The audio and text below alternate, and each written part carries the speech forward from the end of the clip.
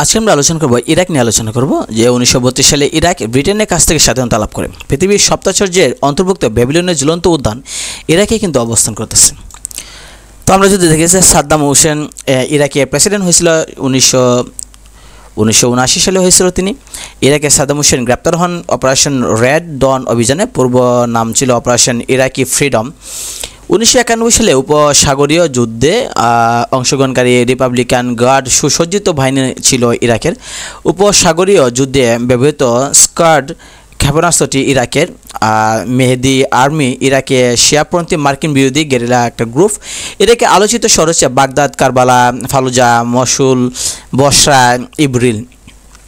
আবু গারিব জেলখানা অবস্থিত ইরাকে। ব্যাবিলনের ঝুলন্ত উদ্যান 600 খ্রিস্টপূর্বে অবস্থিত ইরাকে। তো আমরা জানি যুক্তরাষ্ট্র ইরাক আক্রমণ করে 2003 সালে 20 মার্চ ইরাক ইরানকে পৃথক করেছে। সাত ইল আরব জলাধার বাগদাদ নগরীর প্রতিষ্ঠা হচ্ছে আল মনসুর 762 সালে। প্রধান সমুদ্র বন্দর হচ্ছে কাসর। ক্রেডল অফ সিভিলাইজেশন ইরাকের। উপসাগরীয় যুদ্ধে স্থায়িত্ব ছিল 86 দিন স্থায়িত্ব ছিল। তো আমরা যদি এদিকে দেখি ইরান দেখি যে ইরান ব্রিটেনের থেকে 1925 সালে স্বাধীনতা লাভ করেন এবং 1979 সালে আয়াতুল্লাহ রুহুল্লাহ খুমেনির নেতৃত্বে ইসলামী বিপ্লবের মাধ্যমে ইরানের রাজতন্ত্রের পতন হয় কি। আর আয়াতুল্লাহ রুহুল্লাহ খুমেনি দেশটির সর্বোচ্চ ধর্মীয় নেতা। ইরানের সর্বশেষ রাজা ছিলেন রাজা শাহ পাহলভি ছিল আর সর্বশেষ ইরানের রাজা। তো ইরানের সর্বশেষ রাজার নাম ছিল রাজা শাহ পাহলভি। তো ইরানের পূর্ব নাম ছিল পারস্য। 1935 সালে ইরান নামকরণ করা হয়েছিল। এর আগে পারস্য নাম ছিল। ইরানের বাম নগরীতে ভয়াবহ ভূমিকম্পের ঘটনা ঘটে 2003 সালে।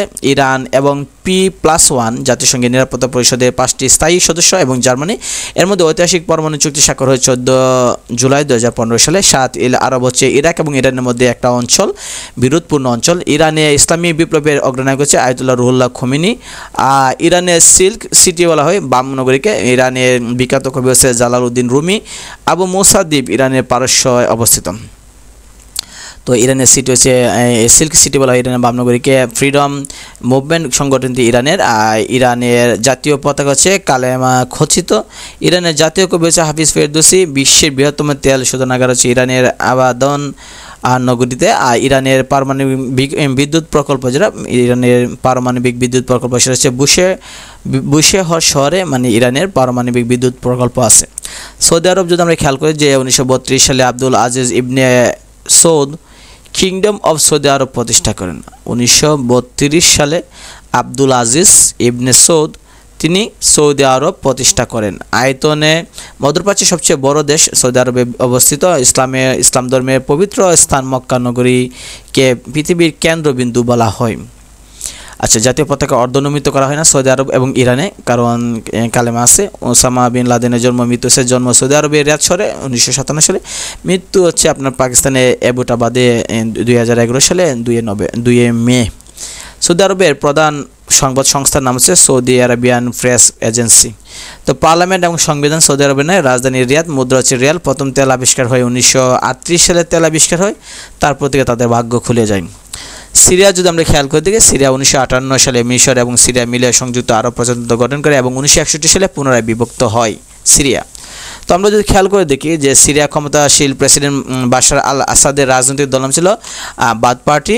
সিরিয়া ইসরায়েলের সাথে যুদ্ধে লিপ্ত হয়েছিল 1967 সালে। 6 দিনব্যাপী এই যুদ্ধের প্রধান কারণ ছিল ইসরায়েল কর্তৃক সিরিয়ার গুলান মালভূমি দখল। সিরিয়ার আলোচিত শহর হচ্ছে বসরা, আলেপ্পা, হোমস, দারা, রাক্কা, দামেস্ক, ইদলিব এগুলো। সিরিয়ার প্রেসিডেন্ট আসাদ সরকার বিরোধী গ্রুপের নাম ছিল সিরিয়ান ন্যাশনাল কাউন্সিল। তো বিশ্বের প্রাচীন শহর হচ্ছে দামেস্ক সিরিয়ায়। আর তালগাছের শহর বলা হয় সিরিয়ার পালমিরাকে বলা হয়। ফিলিস্তিন যদি আলোচনা করে 15 নভেম্বর 1988 সালে আলজিয়াস চুক্তির মাধ্যমে ল্যান্ড অফ দ্য লর্ড হিসেবে পরিচিত ফিলিস্তিনকে স্বাধীন দেশ হিসেবে স্বীকৃতি প্রদান করা হয়। স্বাধীন রাষ্ট্র হিসেবে প্রথম স্বীকৃতি দেয় আলজেরিয়া। 19 নভেম্বর 2012 সালে ফিলিস্তিন জাতিসংঘের পর্যবেক্ষণ মর্যাদা লাভ করে। তাই প্রতি বছর 29 নভেম্বর জাতিসংঘ ফিলিস্তিন দিবস পালিত হয়। PLO যেটা প্যালেস্টাইন লিবারেশন অর্গানাইজেশন এর পুনরূপ। হেব্রন হত্যাকাণ্ড ঘটে 25 ফেব্রুয়ারি 1994 সালে। মসজিদে 63 জন মুসলমানকে গুলি করে হত্যা করা হয়। হেব্রন হত্যাকাণ্ড ঘটান ডাক্তার গোল্ড স্টেইন ফিলিস্তিন কর্তৃপক্ষের প্যালেস্টাইন ন্যাশনাল অথরিটি প্রধান কার্যালয় হচ্ছে রামাল্লায়। আল আকসা মসজিদ জেরুজালেম। পিএলও এর বর্তমান নেতা হচ্ছে মাহমুদ আব্বাস। ইয়াসির আরাফাত রাষ্ট্রপ্রধান না হয়েও রাষ্ট্রপ্রধানের মর্যাদা ভোগ করছে ইয়াসির আরাফাত। পিএলওর প্রধান পদে নিযুক্ত হন 3 ফেব্রুয়ারি 1969 সালে। 3 ফেব্রুয়ারি 1969 সালে প্রধান হিসেবে নিযুক্ত হন। 28 মে 1964 পিএলও গঠিত হয়েছিল। বর্তমান সদর দপ্তর রামাল্লাহ, যেটা ফিলিস্তিনে। নোবেল শান্তি পুরস্কার পান 1994 সালে। মৃত্যুবরণ করেন 2004 সালে 11 নভেম্বর ফ্রান্সে ফিরেছে। ইয়াসির আরাফাতকে সমাহিত করে রামাল্লায় ওরিয়েন্ট হাউসের পাশে। তো আমরা যদি দেখি যে হামাস আরবি শব্দ, যার অর্থ হলো উদ্দীপনা। হামাস স্বাধীন ফিলিস্তিন রাষ্ট্র প্রতিষ্ঠার জন্য ইসরায়েলের সাথে সংঘর্ষে লিপ্ত একটি সশস্ত্র মুক্তিকামী রাজনৈতিক গোষ্ঠী। প্রতিষ্ঠাতা শেখ আহমেদ ইয়াসিন। প্রতিষ্ঠাকাল হচ্ছে 1987 সালে। নিয়ন্ত্রিত অঞ্চল হচ্ছে ফিলিস্তিনের গাজা ভূখণ্ড।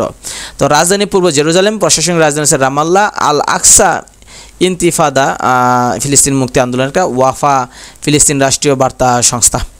ইসরায়েল যদি আমরা জানি যে ইহুদিবাদী আন্দোলনের প্রবক্তা হাঙ্গেরি ডক্টর থিওডোর হার্জল, তিনি ইহুদিবাদের প্রবক্তা বলা হয়। 1896 সালে তার প্রকাশিত একটা বই আছে দ্য জিও স্টেট গ্রন্থে প্রথম ইহুদির কথা উল্লেখ করেন। 1917 সালে সাবেক ব্রিটিশ পররাষ্ট্রমন্ত্রী লর্ড বেলফোর ইহুদি রাষ্ট্র প্রতিষ্ঠার জন্য বেলফোর ঘোষণা করেন। এই ঘোষণার প্রেক্ষিতে 14 মে 1948 সালে আরব বিশ্বে ইসরায়েল রাষ্ট্রের জন্ম হয়। ইসরায়েল রাষ্ট্রের প্রতিষ্ঠা হচ্ছে ডেভিড বেন গুরিওয়েন। ইসরায়েল ফিলিস্তিনের সীমান্তের নাম হচ্ছে গ্রিন লাইন। আর গোলান মালভূমি গ্যালিলীয় সাগরের উপকূলে। গোলান মালভূমি নিয়ে বিরোধ আছে সিরিয়া এবং ইসরায়েলের মধ্যে। মিশর এবং ইসরায়েলের মধ্যে যুক্তরাষ্ট্রের মেরিল্যান্ড ক্যাম্প ডেভিড চুক্তি স্বাক্ষরিত হয় 1978 সালে 17 সেপ্টেম্বর। ক্যাম্প ডেভিড চুক্তির প্রধান উদ্যোক্তা হচ্ছে যুক্তরাষ্ট্রের 39তম president Jimmy Carter. Camp David চুক্তি স্বাক্ষরের ফলে মিশরকে বহিষ্কার করা হয়, আরব লীগ থেকে বহিষ্কার করা হয় এবং ওআইসি থেকে। এই চুক্তিতে স্বাক্ষর করেন মিশরের প্রেসিডেন্ট আনোয়ার সাদাত এবং ইসরায়েলের প্রধানমন্ত্রী মোনাসেম বেগিন। ওয়াইল রিভার শান্তি চুক্তি স্বাক্ষরিত হয় 1998 সালে। ওয়েলিং ওয়াল জেরুজালেমে অবস্থিত ইহুদিদের একটি পবিত্র স্থান। বেলফোর ঘোষণা 1917 সালে। এর মূল বিষয় ছিল যে ইহুদির জন্য একটা রাষ্ট্র গঠন করা। বিশ্বের যে দেশের সাথে বাংলাদেশের টেলিযোগাযোগ নেই ইসরায়েলের সাথে বাংলাদেশের কোনো যোগাযোগই নেই। ইসরায়েল প্যালেস্টাইন রোডম্যাপ কর্মসূচির উদ্দেশ্য হচ্ছে সহিংসতা বন্ধ করে 2005 সালের মধ্যে স্বাধীন প্যালেস্টাইন রাষ্ট্র প্রতিষ্ঠা করা। ইসরায়েলকে স্বীকৃতি দানকারী প্রথম দেশ হচ্ছে যুক্তরাষ্ট্র। ইসরায়েলকে স্বীকৃতি দিয়েছে যুক্তরাষ্ট্র। প্রথম মুসলিম দেশ হিসেবে তুরস্ক। আরব দেশ হিসেবে মিশর। ইউনেস্কো ঘোষিত শান্তির শহর হচ্ছে হেব্রন। আমার প্রথম প্রশ্ন হলো, যদি ইসরায়েলকে স্বীকৃতি দেয় তুরস্ক আর মিশর, তাহলে তারা কিভাবে ইসরায়েলের বিরুদ্ধে কাজ করবে? ইসরায়েলের ভাষা হচ্ছে হিব্রু। আরব বিশ্বে ক্যান্সার বলা হয় ইসরায়েলকে, বলা হয় যে আরব বিশ্বে একটা ক্যান্সার, এটাকে উৎখাত করা দরকার। আর তুরস্ক যদি দিকে প্রাচীন সভ্যতার কেন্দ্র হচ্ছে আনাতোলিয়া। তুরস্ক প্রাচীন সভ্যতার কেন্দ্র। তুরস্ক ছিল অটোমান সাম্রাজ্যের কেন্দ্রভূমি ছিল। আধুনিক তুরস্কের জন্য হচ্ছে কামাল আতাতুর্ক, যাকে গ্রে ওয়াল ফ্রেমে পরিচিত হয়। সম্পূর্ণ নাম হচ্ছে মুস্তাফা কামাল পাশা, যিনি তুরস্কের নবজাগরণের সূচনা করেন। তুরস্কের ঐতিহাসিক স্থান যদি আমরা ট্রয় নগরী, সোফিয়া মসজিদ এবং কনস্ট্যান্টিনোপল, যেটা এটাও আছে। ইউরোপের রুগ্ন মানুষ বলা হয় তুরস্ককে। দুই মহাদেশের এশিয়া এবং ইউরোপের মধ্যে আছে তুরস্কের ইস্তাম্বুল। আর ইউরেনেশিয়া রাষ্ট্র হিসেবে তুরস্ককে বলা হয়। তুরস্কের নতুন নাম হচ্ছে তুর্কিয়ে। তো আমরা যদি লেবানন যে হিজবুল্লাহ গেরিলা, লেবাননের বর্তমানে প্রধান হচ্ছে শেখ হাসান নাসরুল্লাহ। লেবাননে ইসরায়েল কর্তৃক পরিচালিত সামরিক অপারেশন নাম হচ্ছে অপারেশন স্প্রিং স্টর্ম।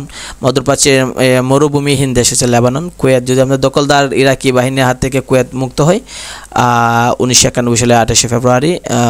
মহিলারা ভোটাধিকার পায় 1999 সালে। সরকার প্রধান হচ্ছে আমির। কাতার যদি খেয়াল করি আমরা, তাহলে আমরা দেখব যে ব্রিটিশ উপনিবেশ থেকে স্বাধীনতা ঘোষণা করে 1971 সালে 3 সেপ্টেম্বর। সরকার প্রধান হচ্ছে আমির। কাতারের আমিরতান্ত্রিক শাসন ব্যবস্থা চালু হয় 1978 সালে। নারীরা ভোটাধিকার লাভ করে 1999 সালে। রাজনৈতিক দল নেই কাতারে। আরব বিশ্বে সর্বপ্রথম ফিফা বিশ্বকাপ আয়োজনের কাতার 2022 সালে। তো 2022 সালে কাতারের প্রথম আরব বিশ্বে প্রথম বিশ্বকাপে আয়োজন করা হয়। সংযুক্ত আরব আমিরাত যদি স্বাধীনতা লাভ করে 1971 সালে 2 ডিসেম্বর। আচ্ছা, তাহলে তো আমরা কাছাকাছি ছিল। স্বাধীনতা লাভ করে 2 ডিসেম্বর 1971 সালে। রাস আল খাইমা বাদে প্রথম 6টি স্বশাসিত অঞ্চলের ইউনিয়ন চুক্তির মাধ্যমে। স্বশাসিত অঞ্চল হচ্ছে Abu Dhabi, Dubai, Sharjah, Ajman, Fujairah, Ras al Khaimah ও উমর আল কাইয়ুম।